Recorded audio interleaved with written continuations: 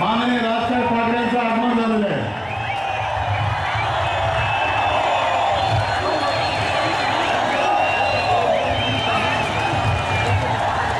नेहमीच्या पद्धतीप्रमाणे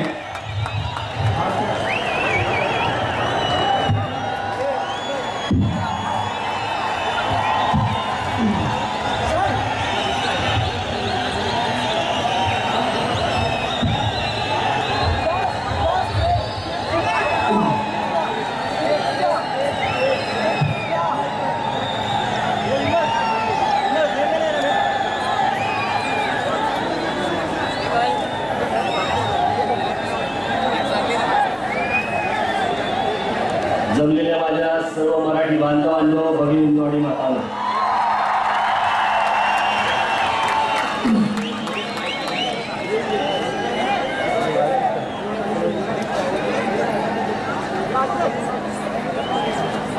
मगाशी की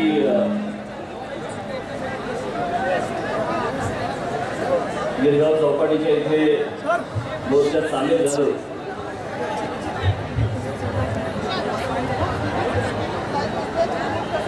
पण इथून तिथपर्यंतचा अंतर मला कापायला 10 मिनिटं गेली। मी म्हटलं असं जर समजा चालायला लागलं तर मला असं वाटतं रात्रीच आपण आझाद मैदानावरती पोहोचू, म्हणून मला थोडा पुढे आलो आणि पुढून मग चालायला सुरुवात केली। आपण सगळेजण येत होतात, सगळे इथे जमत होतात, बरोबर इथे येऊन थोडा वेळ थांबलो आणि आता आपल्या समोर आलो। ज्या ज्या वेळेला महाराष्ट्रामध्ये असल्या प्रकारची कुठलीही गोष्ट होईल त्यावेळेला तुमची अशीच ताकद प्रत्येक वेळेला दिसली पाहिजे।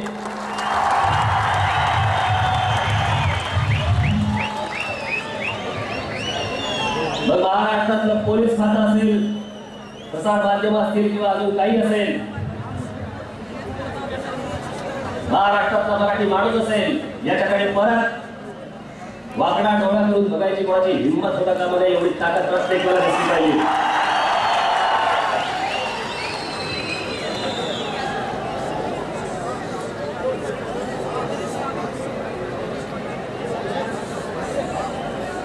गेले 2 दिवस सगळे चालू आहेत, पोलीस अधिकारी येत आहेत। गिरगाव चौपाटीमध्ये कसा मोर्चा काढणार म्हटलं चालत, मी इथून नाही काढता येणार, तिथून नाही काढता येणार, हे सगळे अडथळे आणण्याचे जे उद्योग होते हे या पोलीस कमिशनर अरुण पटनाईक यांचे। मला ज्या दिवशी कळलं काही अधिकाऱ्यांकडनंच कळलं मला,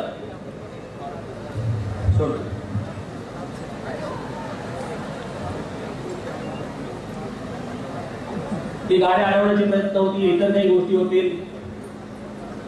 तात्काळ मुख्यमंत्र्यांना फोन लावला, मुख्यमंत्र्यांनी सांगितलं, मी म्हटलं हा काय प्रकार आहे, होणार आहे नाही होणार आहे हा नंतरचा भाग,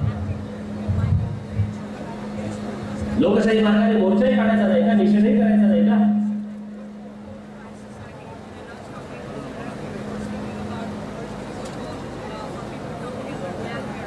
हे प्रत्येक ठिकाणी कसले अडवलं?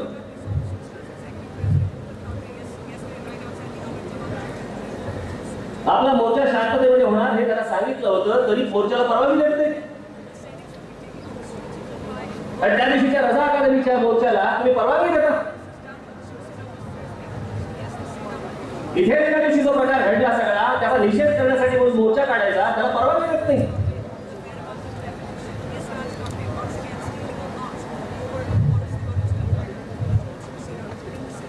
त्या आर पाटील कायदा सुव्यवस्था जो बिघडवेल त्याला आम्ही तोडून घेऊ। अरे मग त्या दिवशी काय घातलं शेपूट?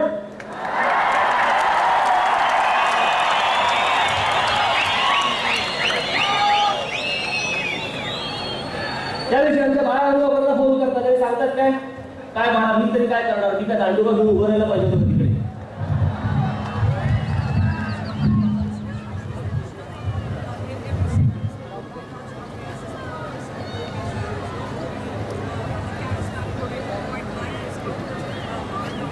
एक बाउंड्री लाईन असते, एक सीमारेषा असते।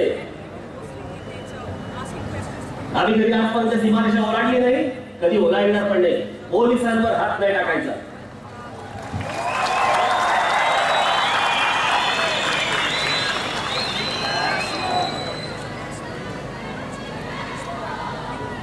उद्या तुम्ही पोलिसांचं मानसिक खच्चीकरण केल्यानंतर सर्वसामान्य माणसाने जायचं कोणाकडे?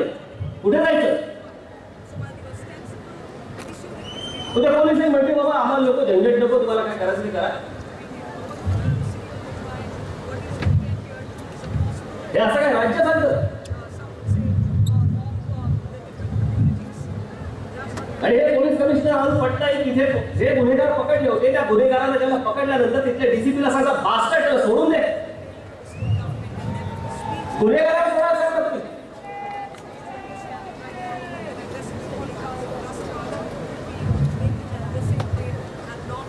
आमच्या पोलीस भगिनींवरती जे अत्याचार झाले,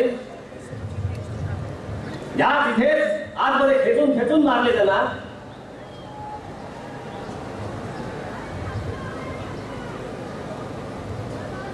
हे सगळे जण आमचे मराठी पोलीस कॉन्स्टेबल सगळे मार खात आहेत, आदेश नाही.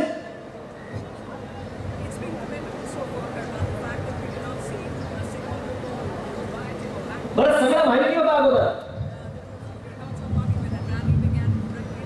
पिटरेमध्ये बसून भरभरून येत आहेत, त्यांच्याकडे सगळ्यांकडे चॉपर्स आहेत, रॉड्स आहेत, सगळ्या गोष्टी आहेत. इथे काय दगड असतात का? आले पण दगड. हे सगळं या सगळ्या गोष्टीची पूर्वकल्पना असताना देखील त्या गोष्टीकडे डोळे झाक करता तुम्ही. आणि माझा शांततेच्या मोर्चाला तुम्ही परवानगी देत नाही. मी परवा दिवशी माझ्याकडे जे काही पोलीस अधिकारी आले त्यांना तेच सांगितलं. मी म्हटलं त्या दिवशीचा 11 तारखेचा मोर्चा जो आला होता त्याला काहीतरी टार्गेट तरी होतं की आम्हाला पोलिसांवरती हल्ला करायचा आहे, आम्हाला मीडियावरती हल्ला करायचा आहे. आम्हाला काय करायचं होतं? आमचं टार्गेट आम्ही अगोदर डिक्लेअर करून टाकलं होतं. आरोप पटनायक राजीनामा द्या, RR पाटील राजीनामा द्या. आम्ही पहिल्यांदाच डिक्लेअर केलं होतं.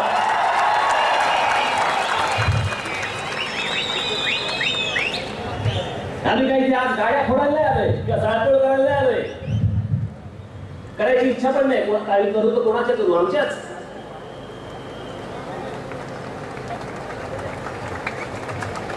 आमच्याच मुंबईतल्या महाराष्ट्रातल्या नागरिकांच्या. हे उद्योग करण्यासाठी हा मोर्चा काढले होते, पण राग पुढे व्यक्त करायचा. झालेल्या घटनेचा रागही व्यक्त करू देत नाही आणि पण लोकशाही सांभाळा. ही लोकशाही अशी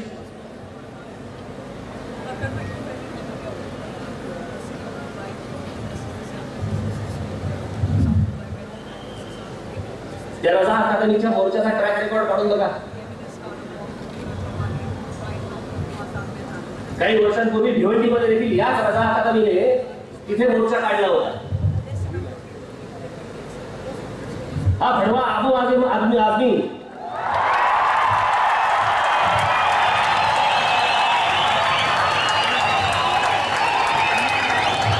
तिकडे जाऊन भाषण दिलं, भडकाऊ भाषण दिलं. नोटीसा मला बजावता, भडकाऊ भाषण करू नका, भडकाऊ भाषण करू नका. तिकडे तो आबू आदमी जाऊन तिकडे भडकाऊ भाषण केलं.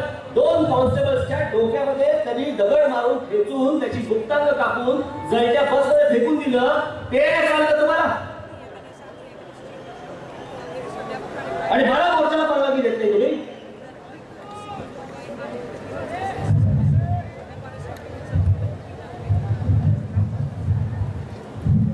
हे जे आले होते यांचा महाराष्ट्राशी काही संबंध नव्हता. हे सगळे महाराष्ट्राच्या बाहेरचे आहेत.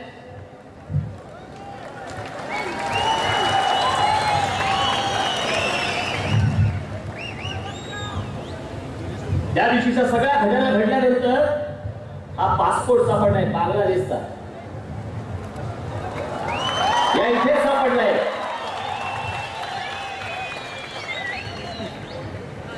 सिंगल एंट्री पासपोर्ट आहे. फक्त भारतात येण्यासाठी, जाण्यासाठी नाही. आणि जाताना घेऊन फेकून दिले.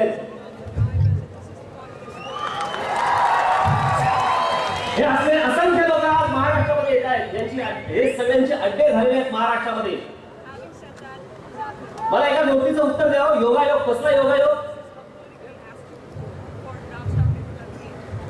बँगलोर ज्याला बाबरी मशीद पडली, ती बाबरी मशीद पडल्यानंतर त्याची प्रतिक्रिया कुठे उमटली? मुंबईत.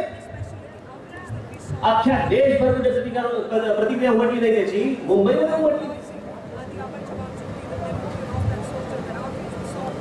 परवा दिवशीचा देखील या वेळेला इथे जो 11 तारखेला मोर्चा झाला, तो मोर्चा इथे झाल्यानंतर जो काही धुडगूस घातला गेला, तो धुडगूस घातल्यानंतर परत जो मोर्चा झाला तो लखनौमध्ये झाला, उत्तर प्रदेशमध्ये झाला. ही एक घटना ज्या वेळेला उत्तर प्रदेशमध्ये घडली त्याची रिॲक्शन मुंबईमध्ये आली, ही मुंबईमध्ये घडलेली रिॲक्शन, याची रिॲक्शन परत लखनौमध्ये आली. भारतामध्ये दुसरी राज्य नाहीत काय? याचं कारण हे सगळे तिथून येत आहे. इथे त्या अख्ख्या उत्तर प्रदेशमध्ये जे काही पाकिस्तानांचे, बांगलादेशांचे, त्या बिहारमध्ये आणि त्या झारखंडमध्ये जे अड्डे झालेत ना, ते रोज ट्रेन भरभरून इथे महाराष्ट्रामध्ये येत आहेत आणि ह्यांचे जे मोलकारी अड्डे उभे राहत आहेत ना, ह्याचा त्रास होणार आहे भविष्यात आपल्याला.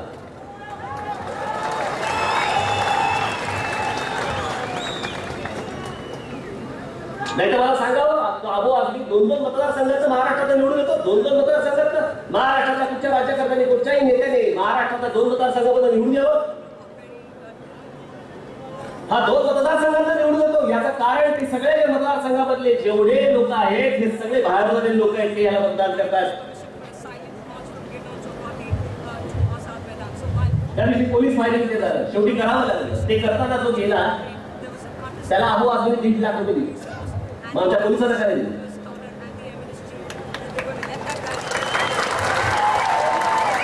राज्य सरकारकडनं देखील अजूनपर्यंत काही नाही. राज्य सरकारकडनं देखील अजूनपर्यंत कुठचीही घोषणा झाली नाही की बाबा जे जखमी झाले, ज्याला काही त्रास झालाय, त्यांना आम्ही काही कॉम्पन्सेशन देतोय, काही पैसे देतोय का? आई नाही, मार खा.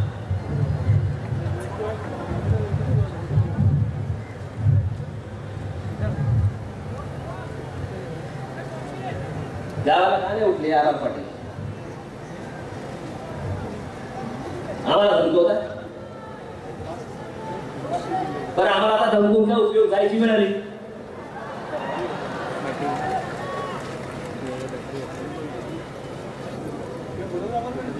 काही मागचा पुढचा विचार करायचा नाही, कसलाही काही गोष्ट करायची नाही. पोलिसांना मार खायला लावायचं, कोणी येतं आणि काही फरफड्यात घेऊन जातात आमच्या पोलिसांना आणि मारायला लागतं.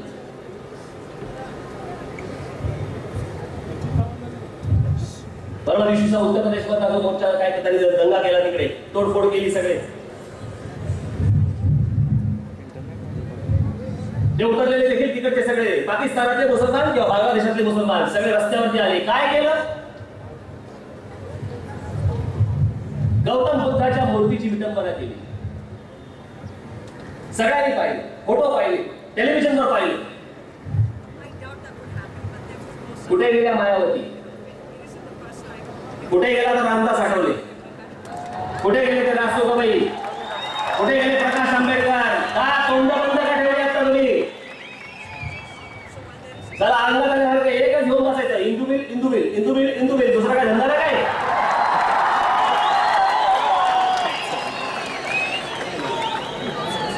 काय इंदू बिल मध्ये बांधायचं काय बांगला? आता काय नाही बोलत.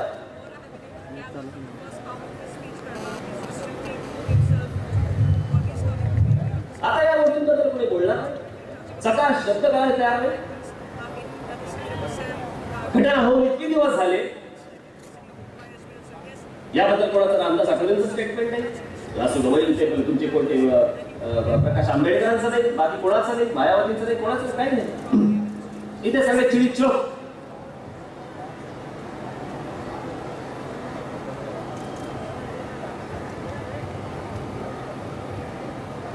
हे मुंबई पोलीस कमिशनर ते त्यांचे फेवरेट एक ढोबळे त्या दिवशी हॉकी स्टिक घेऊन कुठच्या ज्यूस सेंटर बाहेर काय ज्यूस सेंटर मध्ये गेले, अमर ज्यूस सेंटर. काय जागा आहे का हॉकी घेऊन द्यायची? बायका पोरांना घेऊन गेला समजू शकतो.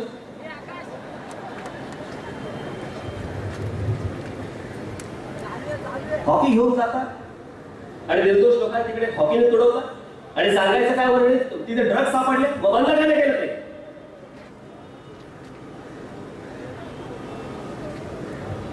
आणि हे मूर्ख तुमचे पोलीस कमिशनर तो आल पटनाईक काय सांगतात? हॉकी खेळायला गेले होते, जाता जाता तिकडे गेले.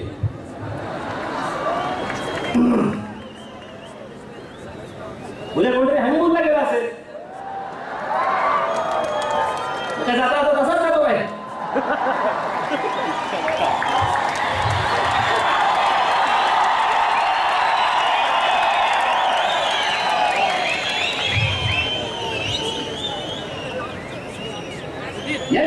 पण करणार, कारण यांचे फेवरेट.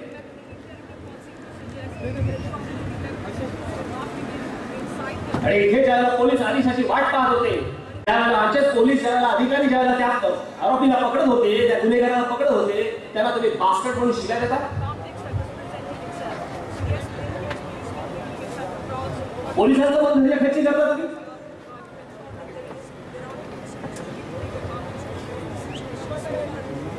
हे यापुढे महाराष्ट्रात चालणार नाही.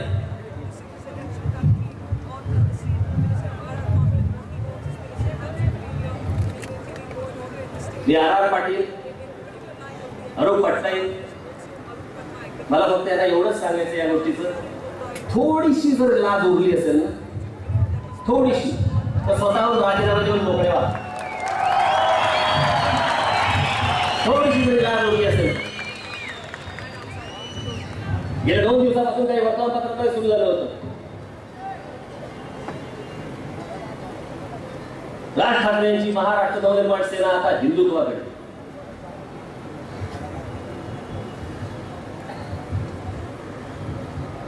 पोलिसांवरती हात टाकणारा तो कोणत्याही धर्माचा असेल त्याला तिथले ते फोडून काढला पाहिजे.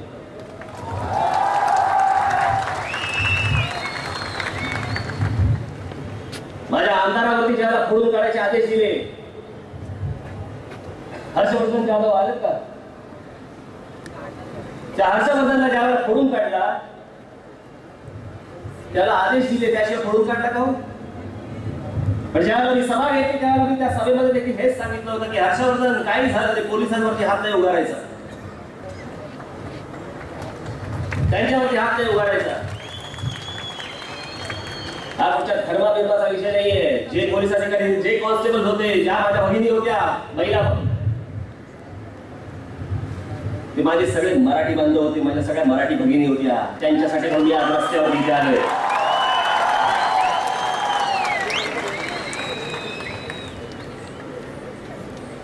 त्या दिवशीचा मोर्चा मुसलमानांनी काढला आणि त्याचा निषेध मोर्चा म्हणून मी आज इथे काढला, लगेच हिंदुत्वाकडे.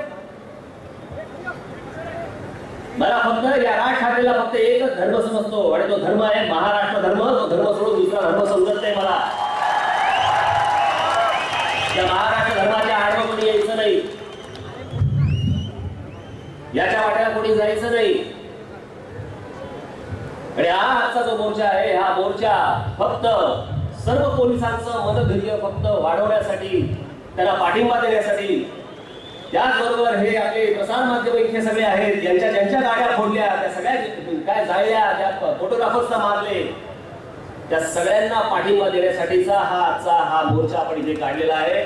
या मोर्चाला तुम्ही सगळ्यांनी जो प्रचंड प्रतिसाद दिला त्यासाठी पण मी तुम्हाला धन्यवाद सगळ्यांना देतो. ज्या ज्या वेळेला हे परत अशा गोष्टी घडतील त्यावेळेला याच ताकदीने उभं राहायचंय. जाताना आता सर्वांनी जाताना आपल्याकडनं कोणतीही विचित्र कुठलीही घटना घडणार नाही याची पूर्ण दक्षता आपण सर्वांनी घ्यायची आहे.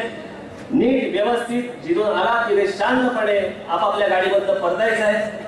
परत ज्या वेळेला हाक येईल त्यावेळेला तुम्ही देखील या हाकेला अशीच ओ द्याल अशी एक आशा बाळगतो आणि आपण सर्वांची की व्यथा घेतो. जय हिंद, जय महाराष्ट्र.